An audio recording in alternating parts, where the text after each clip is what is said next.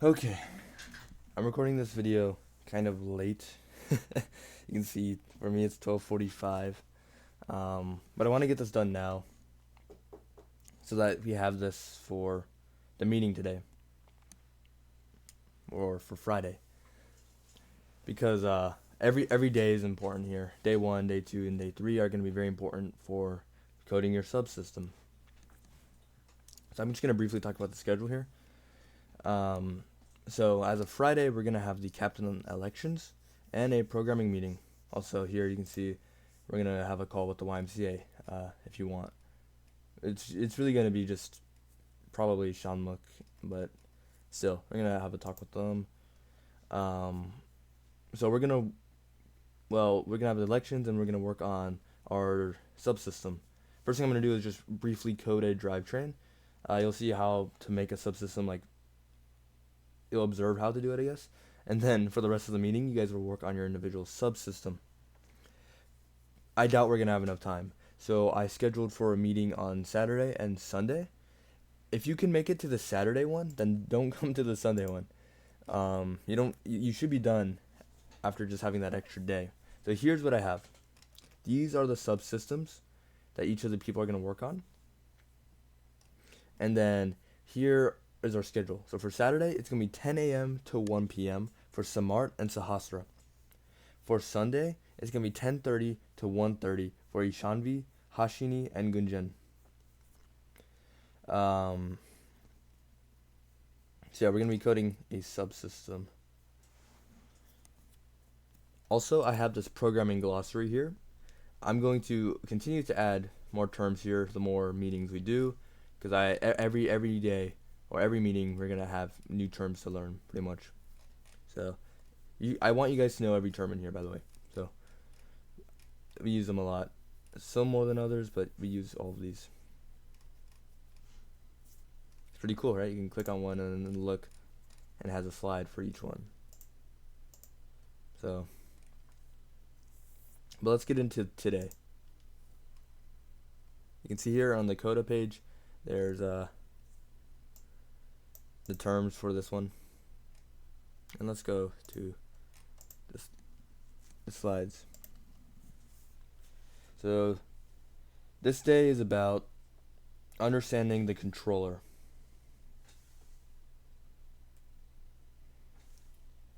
So a controller essentially takes inputs and corresponds with outputs. It's a very broad definition right there. Like when you press your gas pedal in a car, the car goes forward.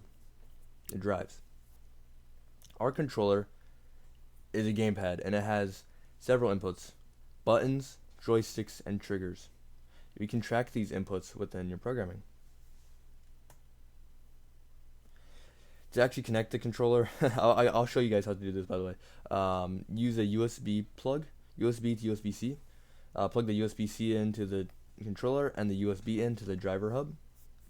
And then you can use either one of these combinations for whichever one you want to do.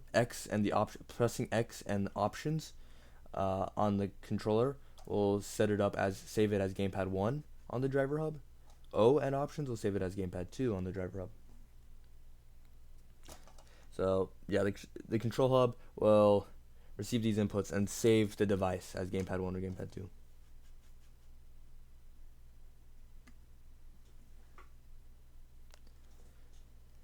Alright, so how do we track inputs? Well, we actually have a little key here. This one's for the PS4, but we use the PS5, but it's the same controls.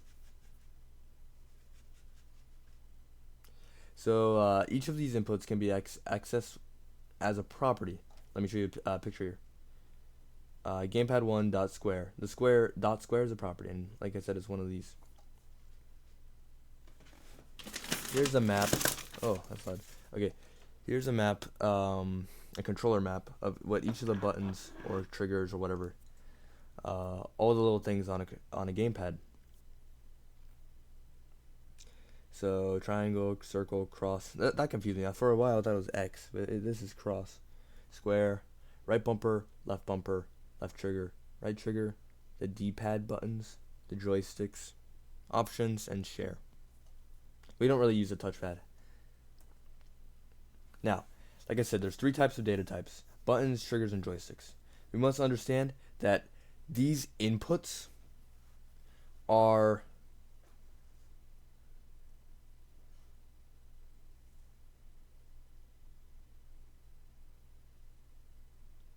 oh, that's an error with the slide. Let me fix that. I just realized. There we go. Inputs are not events, like pressing a button. Rather, inputs are a property. So let me show you an example. Let me actually show you what I mean. Controller tester. So I have an Xbox controller plugged in.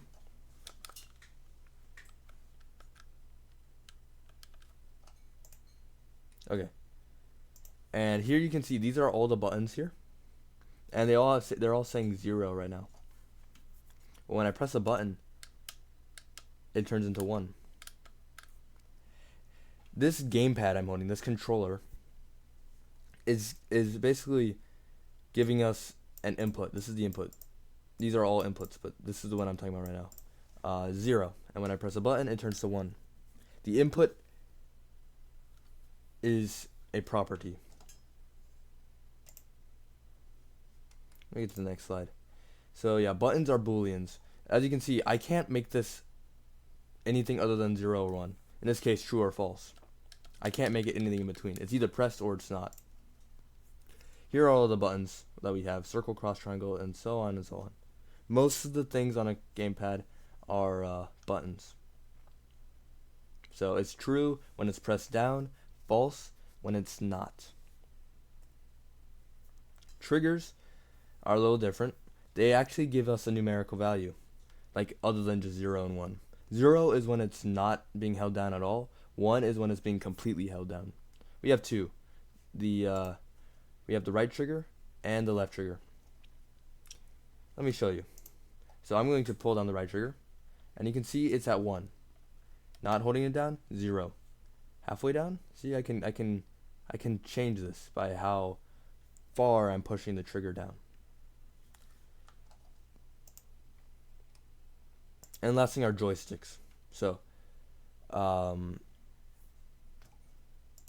let me just show you. We have there's two axes here. We have the X axis and the Y axis, and we have two joysticks, right? We have the right joystick and the left joystick. So yeah, just like a graph, the X axis is positive one right and negative one left. The Y axis is flipped for some reason. It's negative one up and positive while down. If it's something weird like this, like how I have it, like negative being up, you can translate it to being how it would normally be, being positive up, by just multiplying its value by negative 1. So this is negative 0.6, but I can just make it 0.6 by multiplying by negative 1. If in the programming perspective, it's still a double because they actually split it. There's left stick dot x and left stick dot y. Then right stick, left stick x and left stick y, and then right stick x and right stick y. So each of these are decimal points. 1 being the furthest, and like 1 being the furthest on one extreme, and negative 1 being the furthest on the other. 0 being in the middle.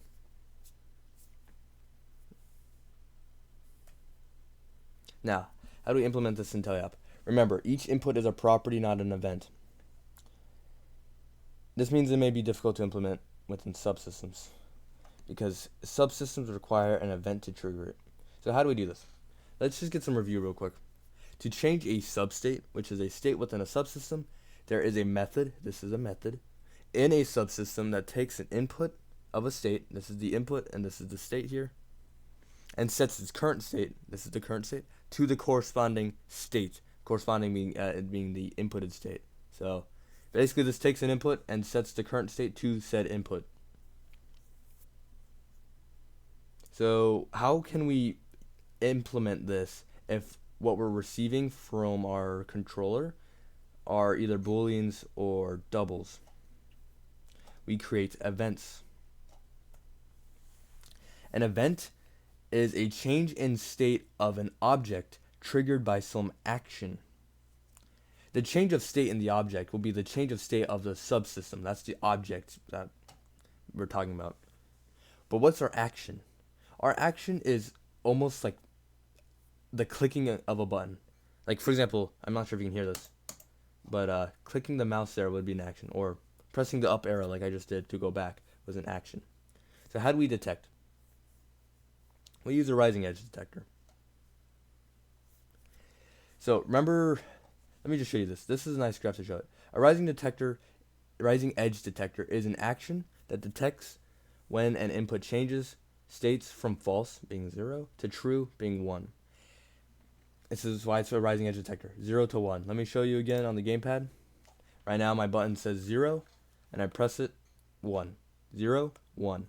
It's detecting that change from 0 to 1. That's what a rising edge detector does. So here's the logic behind it. If we have a previous frame saying false, so it was previously false, and the current input is false, then the rising edge detector will say it's false. If the previous frame or the previous input was false, but the current is true, then the rising edge detector will say true, because you're going from false to true. If the previous was true and the current is true, nothing changed. So the rising edge detector will say false, because there's no change here. And then if the previous was true and the current was false, that would make the rising edge detector say false, because that's a different thing right there. That's going from holding the button down to letting go. Here is the button going from not being held down to being held down. We're detecting it right here.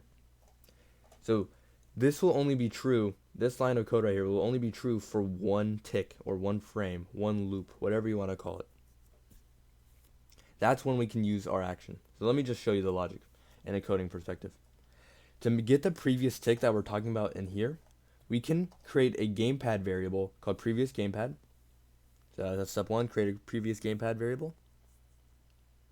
Then step 2, at the final line inside your loop, copy your gamepad. It's like basically have your previous gamepad copy the gamepad. That basically means in this line, whatever the previous gamepad is, whatever the current gamepad is set to, that's what the previous gamepad is going to become. So if the previous gamepad wasn't pressing any buttons, but the gamepad had, like, let's say triangle was pressed, then now it would copy that. Now triangle is being pressed on the previous gamepad. However, anything before this line of code here, the previous gamepad will actually live true to its name and be one tick behind the gamepad. So we can implement it like this. Let me show you. First thing, we need to be able to actually create and initiate the ARM subsystem. This is a subsystem I'm just using as an example. So we create the ARM subsystem here, and then we initiate it. Here's our rising edge detector. So it's an if statement, and it's checking if the current gamepad is pressing left bumper and the previous gamepad isn't. That's what that exclamation mark means. It means not. So it's basically saying not, you weren't pressing the previous gamepad before. So you be false here, and if this is true, so if this is true and this is false, as in let me rephrase that. If the gamepad is currently being pressed and it wasn't in the previous frame, then the rising edge detector will return true, which means this if statement can do its event. Yes, it's the event. So this action, which is the rising edge detector, or in this case, just a change of state from not being pressed to being pressed, will have a corresponding event, which is setting the RISC state to whatever you want it to be. In this case, I just set it to downwards. And then, of course, like I said it in the last slide, at the end of your loop, at the last line in your loop, copy the current gamepad for the previous gamepad. Now, here's a little graph we can do. Here are your inputs. You have your gamepad, aka your current inputs, and then you have your previous gamepad inputs, aka the previous ticks inputs. It goes through the rising edge detector, It looks if the gamepad's input is true and the previous gamepad's input is false. And if it's true, then you have your event, which would be the change in state of a subsystem. Otherwise, nothing happens. Summary here. An action will check for a change of state in the inputs. The action we learned about today was a rising edge detector, which looks for essentially going from false to true. Previously false to currently true. An action has a if an action returns true, if an action returns true, then an event happens. Events are a corresponding change of state. That's a very broad statement for that, but what I can say is an action leads to a corresponding event. So if I go back up, the action here is the left bumper being currently pressed and the previous left bumper not being, and the corresponding event is the wrist state changing to downwards. Last thing, this is just something to think about. How do we do this with triggers? Because we can't really use a rising edge detector with triggers the same way, because triggers give us a number, not a true or false value, not a Boolean. Well, we can actually just use the greater than or less than symbol to create a range. Anywhere from 0 to 1, 0 to 0.1, we can treat as the equivalent of false, as in it's not being pressed down, and anywhere from 0.1 to 1, we can act as true. 0 to 0.1, I'm saying this because that's like relatively light. You're like barely even pressing the trigger, so I don't want to count that. And then 0.1 to 1, yeah, you're pressing on the trigger. So this is how you can convert a range of numbers to essentially a true or false value. Anyways, that's pretty much it for this day. I recommend we're going to be implementing this for tomorrow and Saturday or Sunday, depending on which day you're doing. But yeah, definitely look at the coda. We have some nice terms here. You should know all of these because I've talked about them before, and if not, you can watch some videos. There's some more information on each of these things. Last thing here, on the schedule, for next Thursday and the Thursday after that, and I don't have a schedule for that, but if we do the Thursday after that one too, there's going to be online programming meetings, but they're going to be at a different time. They're going to be at 5 to 5:30 instead of 7:30 because I have some stuff going on, so I won't be able to do it at 7:30. But I can do it I can do relatively short meetings into 5 to 5:30. There's also the Korean Festival happening in April 26th. Also on the calendar, pretty nice. For that, we're going to need a new outreach bot. It's going to be able to launch cornhole, like beanbags. But once the robot is actually built, I'm going to have you guys code it. I think that's a good opportunity. I have this under the outreach bot project. Not sure when the last time I actually modified this, but yeah. It's a good hands-on experience for that. So, but I guess that's it.